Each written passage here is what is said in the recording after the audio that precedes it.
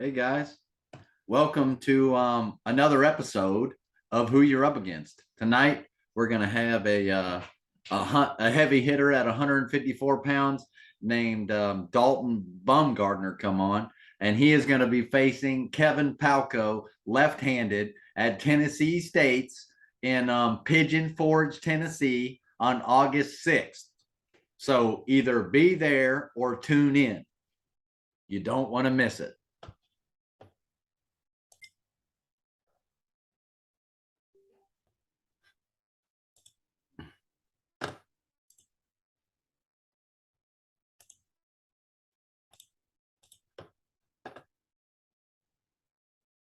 All right.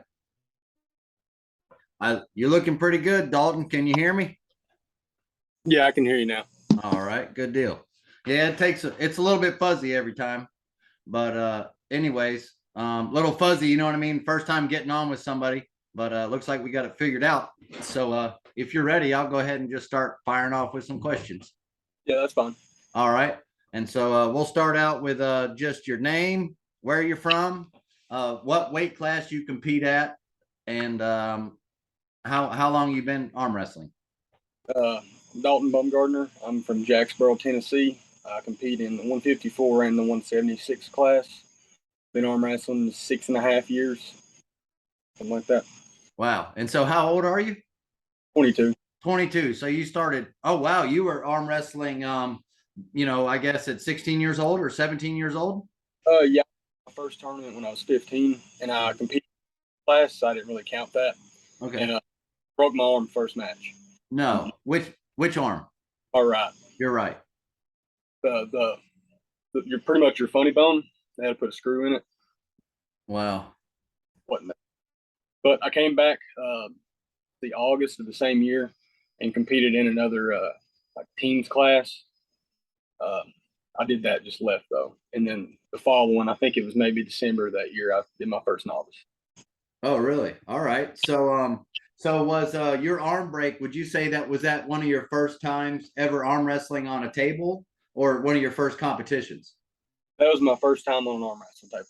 Really? And so if you can remember a little bit of details about that incident, you mind just kind of running through the scenario about kind of how you think it may have happened? We get there and they ask us, "Is like, have you guys done this before?"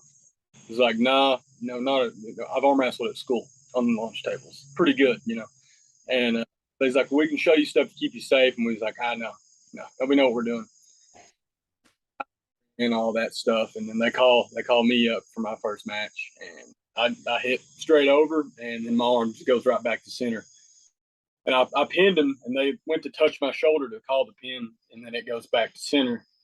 And started feeling a little sick, a little tingling feeling in my arm. Started not feeling too good. Yeah. The guy let go, and I grabbed it, and then I kind of just sat there for a minute. They do the normal thing, get him a chair, and they set me down, called the ambulance, and they come and got me. Wow. So it was basically just that you got a grip and you just went sideways and your arm kind of just rubber band back up and you had a spiral fracture. No, it was they call it medial epicondyle. It's the this bone right here. Yep. Yeah. I can't even find mine. Yeah. My humerus was fine. Okay. Right. Bone where like all the muscles in your elbow connect onto that bone. It kind of came up. And so, if you don't mind, arm breaks are kind of a common thing. Do you mind talking a little bit about maybe kind of what you remember when you first went to the hospital, or maybe some instructions for the doctor, or how you went about rehabbing it once you were cleared to work out? I first got to the hospital. I was in a bunch of pain, and they gave me some help with it because they was wanting me to hold my arm like this. Yeah. Stuff. And that was not that fun, but they had like special X-ray machines they could kind of move in around my arm. Oh, okay. Pretty much was like, yeah, you're gonna need surgery on it. I had surgery. I think I broke it on a Saturday. I had surgery on a Wednesday, I believe. Mm-hmm. I was like a freshman in high school, so I was out of school for like 2 weeks, which was great. And I come back, and I was in a cast for 3, and then let me have a cast after that because they had to put a screw in it. They wanted me to start moving it. Of course. range of motion was like from here to here for like a good month and a half. So you became Michael Todd, your first arm wrestling match, it sounds like. Yeah. Only had this much range of motion. Straighten out all the way now, but Really? much better than what it was. My Oh. side not there, but So are you right or left-handed? left-handed. Okay, so you're left-handed. So see, I broke my left arm actually. I'm right-handed, but I broke my left arm in elementary school, not arm wrestling related. But I didn't get out of school of not being able to write either. You know, I wasn't able to, you know what I mean, to use that as a crutch. And I guess you weren't either. You just kept writing left-handed. So I got out for 2 weeks for that, but I didn't tell them I was left-handed. I'm not gonna let them in on that. oh like, shit! All right, well there you go. Got to write for a while. Well, there you go. Well, I guess you milked it smarter than I did. I was in 5th grade. I wasn't too smart. And so moving on for the arm break. Okay, you come back now and you get back into tournaments. And so just out of curiosity, through your journey, who do you think one of your biggest rivals is? Probably Robbie Russell. Robbie Russell. Left-handed. Left-handed. Is he a 176 guy or is he a 154? He's 198 now. Oh shoot. Okay. He's probably got more pins on my left than anyone else. He beat I pulled 2 classes in a tournament one day and he beat me every single time. And then I beat him every time left. And I beat him right once before, but that was 3.5 years ago, probably. All right. He's not anymore, I'll tell you that. And so now on the opposite end of that spectrum, who would you say is one of your greatest probably assets or somebody who's just irreplaceable in your corner or at your practices or just somebody that has influenced you in arm wrestling? Let's see. At practice, it's me and like 3 other guys that help me the most at practice. Landon Anderson, Dawson Williams, Quentin Murray. And me, Dawson, and Quentin started the practice here where we have it now. Okay. Something like that. We started it. So they, as I've come along, they've come up, just the same. So we're, me and Dawson's on the same level because we're at the same weight class. Thane and Quentin are a lot bigger than me, so that's good to grab a hold of them because they can hold and I can work. Right.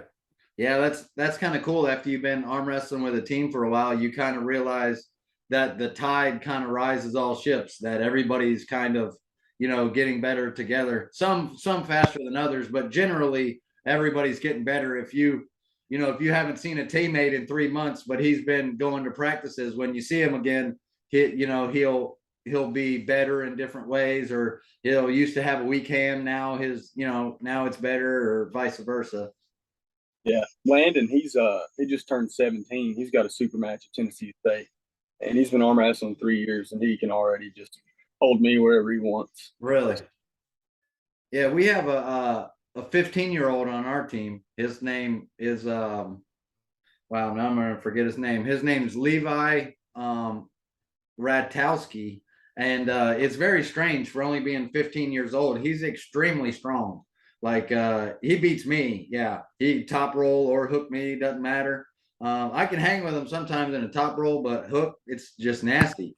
And he went and pulled novice, I guess, not too long ago. And he's won first, but he's thinking about going to Ladison on the 21st and trying to enter or the 20th, I can't remember, Ladison, South Carolina, and see about entering the underage or the kids.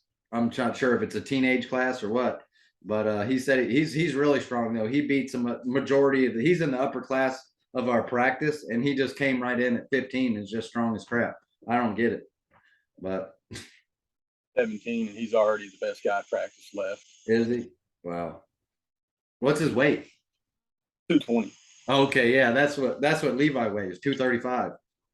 So I'm look to see if Landon's going to win Tennessee State both hands at 220. It wouldn't surprise me a bit. Oh, really? If he won the pro class? Yeah, I don't know if I think Levi could pull, our 15-year-old Levi could pull pro, but I don't know if I'm confident enough to say that he could go win a pro class.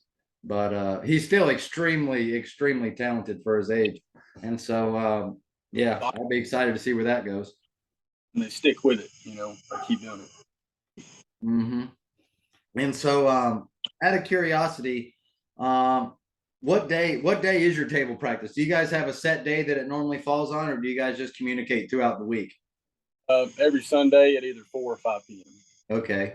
So 4 or 5 on Sundays table practice. And so if you don't mind, do you mind kind of running me through what a training or a weightlifting week may look like? Starting as Sunday being a table time and kind of what you do or don't do. I really don't do much weightlifting at all. Like Okay. toward the end of the week, if I'm feeling good and I'm not like super tired from work, I've got 4 or 5 lifts that I'll do, and I'll try to do, Okay. 8 sets, 8 reps if I do. But most of the time, I get a good enough practice that I'll stay sore until Friday. Okay. Well, let me ask you this then. Let's back up and talk about table practice. If I were to walk up on your table practice, what are some things I might see? A lot of ready goes, a lot of strap work, a lot of just long grinding matches. There's a lot of long grinded matches, and I would say most of it's in the straps. Okay. For guys are in the straps. It's also in a garage, and it's hot in summer. It's hard to Yeah. hold. But we kind of just let each person practice how they want to practice to Right. train for whatever goal they have. You Uh-huh. know, in like the senior guys at practice, there'll be a lot more hitting and ready goes between us. Mm, But usually, the stronger guy is going to hold right. work, especially, with a senior guy and a newer guy. Uh-huh.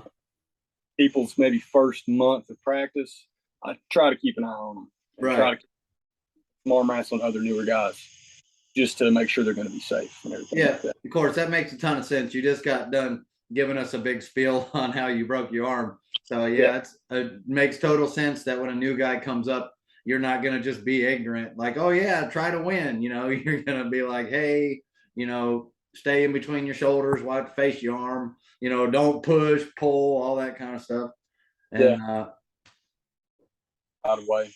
Keep them mm, on the majority of the practice with senior guys. Just mm, there's no ego there. Like if you got a guy that's 6 months and a new guy shows up, uh-huh.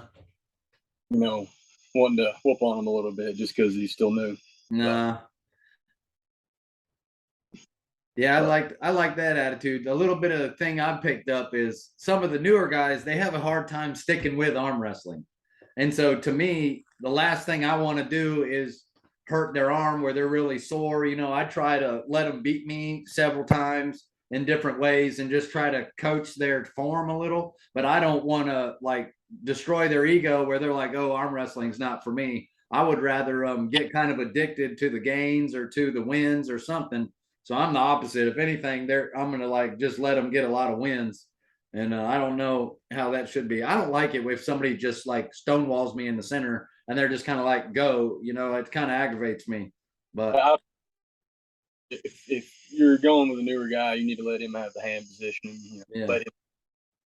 If I see that happening, I'm like, hey, let him work. Don't just sit here. yeah, Like most of my guys don't do that, but every now and then, people like to play around. But usually yeah, it's newer guys practicing for a year or two with us.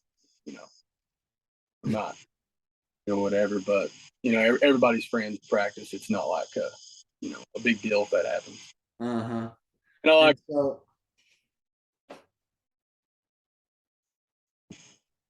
your sound was breaking up just a little bit, but it should be okay. I'm not sure what it is, but you can hear me all just fine, huh? yeah, I can hear you just fine. Oh, all right, cool. So throughout your time in the sport, can you think of any goals that you've had that either you're still working on, or maybe some of the beginning first kind of goals that you've already accomplished? Um, I wanted to win or at least place at a nationals. Uh-huh. The first time I went, I got silver Mm-hmm. in the 143 and the 154. Okay. I was really, really determined to win it the next time I went, and I ended up winning. I was 17. I was pretty happy about that. I don't know if you know who Isaac Luna is or Sam Posture. They were in my class, and I got wins on both of those guys too. I actually know who Isaac Luna is. Yes. he is the little pit bull with like the 20-inch arms. Yeah. Yeah. I remember seeing pictures of him on Facebook and I'm like, oh my God, this guy's massive. And I Yeah, see him in person and I was like, oh, okay. well, he's But still massive. I had never seen him before. Yeah, he was still pretty big, even in person. Right. Yeah, he was shorter than me, but he was still had some size on him. Yeah, I've actually seen some of his YouTube workouts, and he's got some crazy workouts. Like he does a lot of just straight body weight stuff, but he's seen, you know, like I saw him doing some calisthenic style workouts that I just know I couldn't do. Oh yeah, I can't. I don't do much of that calisthenics, pull ups, or anything like that. I used to when I was younger. Used to be all about calisthenics, pull up, and stuff like that. And after getting out of school and having you work 10 hours a day in the heat, I come home and I'm like, man, I'm not about to be doing that. Yeah, I My- understand that. So your line of work, if you don't mind speaking about it, what do you do for a living, if you don't mind me asking? And does it contribute to any kind of arm wrestling training or maybe even any staying in shape or anything like that? I'm a pipe fitter and I do weld some too. Oh, The, okay. the only thing that I would say would contribute is pulling on pipe wrenches or bolting up flanges, pulling on that, carrying pipe too. You carry it in your hand like this, or Yeah. over your shoulder. Uh-huh. Working my hand all day, but running the grinder, you don't really get much of your hand work from that. But I would say pulling on wrenches, bolting up flanges and stuff it does help. It's got to. Yeah. And also, I mean, you mentioned the grinder, but compared to somebody who just works inside and it's not always holding something, if you're like grinding welds out and you're having to, if you're like on a grinder doing fabrication stuff and that's all you're doing is grinding steady for like, hours or 8 hours, or that's all you do is just go behind somebody and grind. I think after a while that might, I think after Yeah, you do it and that's your profession, then your hands get built up to it, because I've done remodeling my whole life. But like to a normal person, if like somebody comes and works with you on the weekends or something, they're like, dude, I'm my arms are killing me. So yeah, I mean, I think it would make you stronger. I don't know, maybe just your base level or whatever, your hands gripping power or endurance or something. I would say it's probably helped with my grip, maybe my cupping power too. And when I do pull on a wrench, if I'm tightening the flange, I'll pull on it. Oh, of course. Arm wrestling, Of course. try to work in like that. Yeah. Do you weld too, some? Yeah, some. Yeah, a little bit. Yeah, I was just gonna joke. You're probably weld, all tucked in. You know what I mean? That's funny.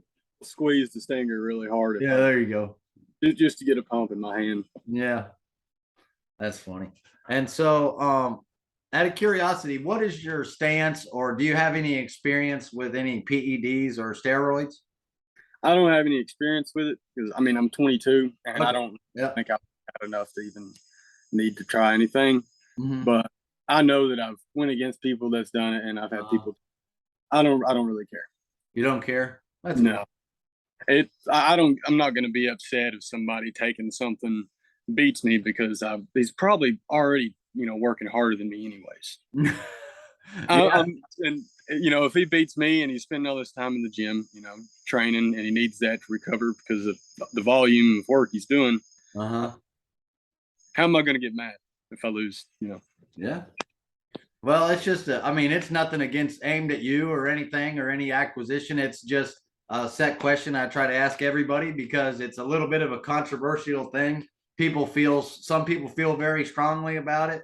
So other people are like, I don't care what you do. I'm just here to arm wrestle or whatever. So it's just a topic I like to mainly cover. Some people get tore up about it.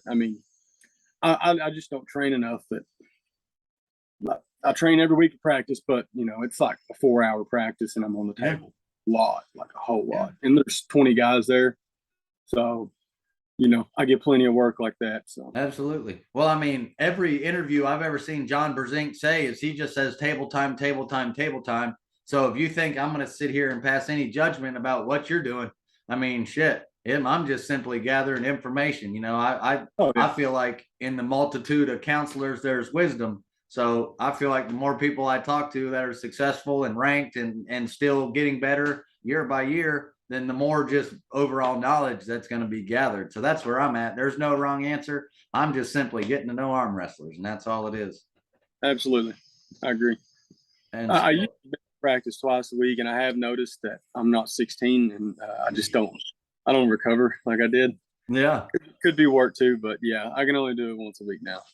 Yeah. The occasional twice a week, like maybe once a month. So when you do get pain, I'm just curious, where exactly is your pain? Like It's if you overtrain it'll be in my elbows every time. in your elbows every time. Yeah, it'll be usually inner elbow, like towards the ball, or it would be back here, like where my tricep connects to my elbow. That's usually where it hurts. I don't get any pain in my hands or anything like that. If I overtrain, my pronator gets really sore and it hurts to turn my hand over, but that's where most of my soreness and pain is. Yeah, I just like to ask. It's funny. Mine's literally in my brachialis on both arms, but it's normally from like firing backwards and people beating my bicep angle and opening me up. That's usually what it's from. I used to get that a lot, like probably in my first 2 or 3 years. Yeah, well, I will have to like really, really overtrain, just go way too hard. Arm wrestle 2 or 3 times in a week and maybe try and lift, and then I'll be feeling that again. But as long as I don't push it too far past what I do, then I might also ache some, and a couple of days and I'll be good. Yeah. Yeah, it's funny you said that because I've only been arm wrestling for 18 months, so I guess you called me out on that one. I didn't know, but yeah, it doesn't matter. I don't give a shit. Yeah, that'll go away. I'm telling you, that pain will go away. Well, JM presses have helped me a lot. I watch a lot of people, and so I do JM presses and I do stuff, and that's helped me tremendous. I hardly get any elbow pain. It's just in the brachialis. So, but it still hurts so bad I can't arm wrestle. So, like for the first 5-6 years, all I wanted to do was just turn inside. But my elbows just killed me the whole time. It just hurt every day. But it seems like in the past year, 2 years, it kind of cleared up. Like I can go in there and it doesn't hurt anymore. So while we're talking, would you say your favorite style or your best style, would you say? Hooking or top rolling? Or you got something else? I hook with my left and I usually top roll with my right, but I like hooking better. Do you? Yeah. I do too, and probably 90% of my team are top rollers, and they just give me crap about it all the time. They're like, "Why do you even hook? Your top roll's better." I'm like, "I like it." Yeah, I like it too. I like that. Most of my team's top rollers too. It seems like in the Southeast, most people top roll. Everybody top rolls. So everybody on my team top rolls, and that gave me, really good training on my cup. Yeah, it does. Top roll and getting the hook. Yeah. Because people in 154, they don't hook. Yeah.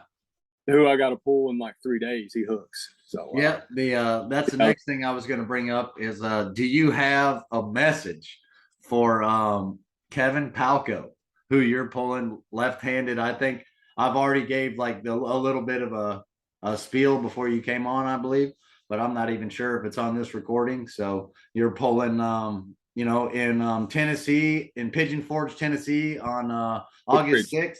When is it? It's in Oak Ridge on August 6th. Oh, Oak Ridge. I'm sorry. I thought it was outside of Pigeon Forge. In Oak Ridge, Tennessee on August 6th, you're pulling Kevin Palco, left-handed. And so do you have anything you'd like to say or just any comments on that? He put on a video like for the promo with the Ray, and he's drive 7 hours to lose. Yeah, he is absolutely driving 7 hours to lose, and he'll have to drive 7 hours home as a loser too. It's going to be terrible. But I see his weakness, and I think that I have exactly what I need to beat it. All right. Well, that's good. And he doesn't fast. He doesn't like people that's taller than him. I believe that I'm faster and taller, and I think that my hand's going to hold up enough that he's never going to access what he needs. Okay. So you literally think you're just going to come down right on his bicep and it's going to be that? I mean, I don't want to give away your game plan. You don't have to answer, but if somebody's hooking, I know enough about hooking to know that whenever if you beat them to it, then they're like this and your knuckles are facing your pin pad and you're on their bicep. And yeah, he's going to be looking at his palm. So I can't beat Kevin Palco either handed. So I'm not talking any trash. I might try to go there and meet some of you guys. I would actually love to do nothing but to go meet y'all that everybody I interviewed. I think that'd be cool as shit. But if I go, I'm pulling amateur. I've only competed in two tournaments, and they were both amateur tournaments, and I've got a third and a second. And so I pulled a few super matches, but I'll probably go. I might go pull pro too, but I don't plan on winning for sure. This will be one to go to. This might be I hope it is. It should be the best turnout for Tennessee State that they've ever had. Yeah, I've seen a lot of people. Good. I feel like almost every class is going to be stacked. That's why I say what I say. I know if I enter pros, I'll probably just go 2 and out. It's looking like they're all going to be stacked, and the people that's showing up, if everybody that pulls on the card pulls in their weight class too, yeah, it's going to be good. Yeah, I'll be pulling like Mendez and shit. I don't want none of that. I wouldn't want to pull that guy either. Yeah. I wouldn't want to pull him. No. Yeah, I weigh 203, so I'd be pulling 198s, and yeah, there's plenty of monsters there. There's plenty of monsters that are not even known. Much. I've never even gripped up with a really, really known guy, but I could imagine how it probably goes. Oh yeah. But yeah. Anyways, I got 154 for the match with Kevin, and I'm not sure if I'm going to be in the tournament, at least left-handed. Yeah. I'm assuming that Hunter Nobbs is probably going to pull a super match with Kevin Palco, and I'm assuming both of them are going to pull probably the tournament right-handed also. I'm just assuming. I could be wrong, but I'm assuming as active as Kevin Palco is, and as long as they've been doing it, that they're probably going to pull their super match and pull the tournament. I guess maybe it'll just depend on the order of the matches. But obviously, if they're the very last match, which they won't be because they're not the main card, but then they're not going to go on to pull a tournament in like 5 minutes. But who knows? I might pull the tournament right. I've kind of neglected my right for the past several months, and I gripped up with some guys that practice, and I was like, oh, this ain't going to be good if I pull a tournament. This ain't going to be good. I got to get trained up again on my right. I had this match left, and I was like, I'm just going to switch most of my focus to that, And then I see everybody that's showing up, and I'm like, oh no, oh no. Yeah. Well, shoot, maybe you can. Who knows how it's all going to go, but yeah, depending on, and I don't want to talk crap about, I don't want to jinx Kevin Palco, but he has, a match both arms, and so a lot of time adrenaline dumps a real thing. Like if you get really fired up and arm wrestle one-handed and then immediately go the other, which they probably won't put them back to back, but still it takes a toll on you driving and then arm wrestling and then all that. Yeah, I don't knows how it could go. 2 super matches, one right, one left, and then I've done both hands, and I won't ever do that again. Yeah, if I have a super match, it'll be on one hand, and then I'll pull the tournament with the opposite. And I also feel like you and Hunter are both, you guys are both right there. It's not like he's slouching on either arm. I don't know. Did he call you out, or did you talk to him on that? No, I just found out he was going to be there. Oh, okay. I'm going to be there anyways. It's 45 minutes from the house. All right. And I was like, hey, you want to have the match? He's like, yeah, 3 out of 5. Let's do it. Well, yeah. He was ranked number 3 in North America. And I was like, shit, I got to pull this guy. He's going to be 45 minutes from me and he's ranked this high. I've got to have that match, Yeah, I mean, yeah, exactly. Why not? You've really got nothing to lose, You've got a chance to actually go way up. Yeah. And so, but if he's ranked number 3 nationally, he's been pretty hard at it, and I just noticed he's been pretty active, and so I appreciate that. Somebody who's not scared to travel around and put their arm on the table. Yeah, I seen that he's took a couple losses since then, and he's dropped a few spots, but he's still in the top 10, and that's a good win either way. Getting a win on anyone in the top 10, I think.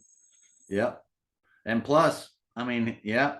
I mean, hey, if you arm wrestle enough, you're going to take some losses. If you're bouncing up and down in the top 10 in the whole, the whole United like national rankings, then I mean, shoot, there's nothing to be said for that because I mean, the top elite super heavies do that, Yeah. Yeah. And I feel like it's pretty competitive, except I think that Roman is like one level above everyone at the 154 at least. Yeah, Roman who? Gromov. Oh, Roman Gromov. Okay. Yeah. He's number 1. What weight is oh my gosh. Man, all I can think of is Mr. Intensity. Can you help me out with his name? He's a really old guy. He's an older gentleman from Cali. Alan Fisher. Alan Fisher. Yeah. What does he pull? 176. Oh, okay. Yeah. Yeah. Yeah. So he's up. So I thought I don't know. I thought he was ranked up there pretty high, but wrong weight class. Yeah, I think he's like top 2 or top 3 at 76. That's what I thought he was too. That's why I was asking.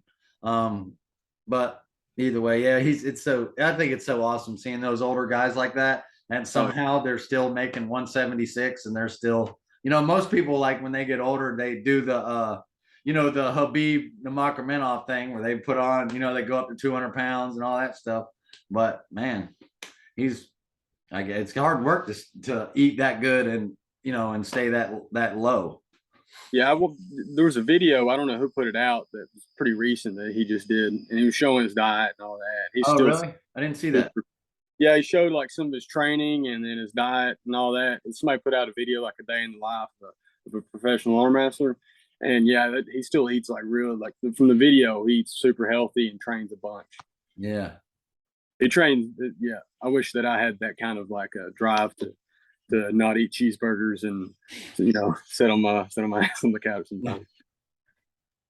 Yeah, absolutely. So I know we talked about some of your past goals, but I don't remember you saying anything. Do you have any future goals that you're kind of looking towards, regardless of what they are? I don't care if you want to be number one at 154 pounds on the left hand, just whatever it is. Yeah, exactly what my goal is. Exactly what your goal is to be number one left-handed at 154 and Yeah, nationwide, obviously. yeah, I'm in the hook rankings, be number one at least Yep. on that. All right, and that's a hell of a goal. Yeah, yeah, it is. With Roman, he top rolls and he looks like he's so much stronger than everybody. And I know that I'm gonna have to get pretty committed if I'm gonna be able to stop him. I'm hoping that he's gonna have to worry about stopping me because I'm gonna be fast. But that's like what my goal is right now. And Okay. 6, 8 months, I'm gonna be going pretty hard after it. Well, that's what's up. Yeah, I'm wanting to get my diet in check because I'm having a cut for 54 right now. Oh, okay. Yeah, I was 161 this morning, so not having to do a big cut, but No. a month and a half ago I was 170. Oh, And, okay. it's just I need to get more active, and that'll be a good goal to get in better shape, get stronger. Yep. So If I can beat him and be number one, then I'll probably move up a class. no doubt. Yeah, that's kind of how everybody seems to do it. They like once they that seems to be the journey is that once you master your class, you just move up. Like Corey the Flash Miller did that. I'm pretty sure um the hillbilly hitman did that. Yep. I cannot remember his name to save my life. But anyways, yeah, that's a very, very common thing. So, I just lost my train of thought. I was getting ready to ask you a question. Oh, whenever you do cut weight, and you said, it's been like 30 days or whatever that you've been working towards it. Can you tell us just a little bit about that process? Once you figure out you're too heavy, do you try to eat cleaner? Do you try to, how do you go about losing, a little bit of weight at a time? Um, I'll usually try and start at least like a month and a half out. Mm-hmm. Make sure that my weight is probably like around. I've been around 170 for the past Okay. year and a half. So each time that I've had to make that weight, I've started at 170. I'll just generally just try and eat a little bit less, Uh-huh. a little less progressively. Just kind of go. Eventually, I'll go into a deficit. Probably the last 3 weeks, like a pretty heavy deficit. Okay. Compared to normally be eating like 1,700 calories a day, something like that. And then like this week coming up on the week of the cut, I'm eating even less, cutting out carbs, stuff like that. Yep. Okay, so basically it sounds like something pretty regular for you would be to pick a competition like 60 days out or so, and then kind of start your mindset where you may be progressively getting more aggressive in practice, or you know what I mean, or like progressively putting in more effort for longer and then trying to eat cleaner and your weight comes down, you're trying to build up your work capacity kind of in a sense like that. Yeah. I'll pretty much only stick to arm wrestling the strongest guys to practice. Yeah. And put myself in whatever spot I feel like I need work Yeah. in, and have them just tear into me as many times. as it takes. And I'll do that for the majority of practice. And like if I have a match coming up, like the one I have this Saturday, I will pick up the weights and stuff like that. But for the most part, like I'll only do 54 maybe once or twice a year. And then I'll just roll in at whatever I weigh and probably pull 176 like I did in Alabama and the past few tournaments. That's what I've been doing. Okay. And so just to give us an idea, how many tournaments do you think you normally make a year, or super, or let's say how many competitions do you think you average a year? It just depends. It seemed like before COVID, I was going to a lot more, but I would say after COVID, maybe where from 2 to 5 a year, something like that. All right. Yeah, it sounded like that the way you were talking, it seemed like COVID kind of slowed you down a little bit. Yeah, I kind of didn't really care as much about practice for like a year period. I kind of got away from it a little bit. I mean, I still went to practice, but I just goofed off.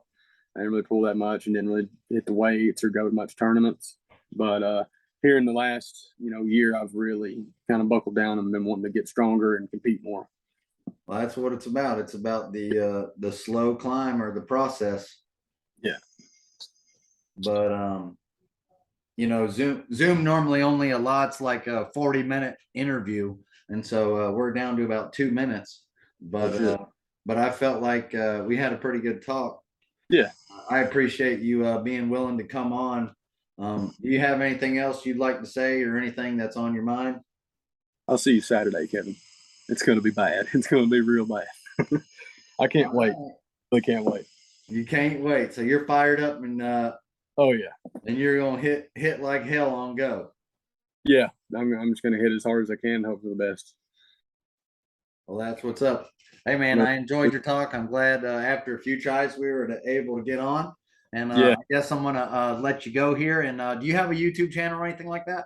Yeah, I do. It's DGB8303. I post pretty much all my matches on there. All right. Well, what I'm going to do is same thing I always do. I'll link you in the description with a brief summary of a little bit about what we talked about, and then it'll have your YouTube channel down underneath. And so I'm getting ready to let you go. Just hit me with a flex on your way out if you don't care. And appreciate it, man. I enjoyed this interview. And Thanks, man. I'll see you soon, buddy. All right. See you, bud.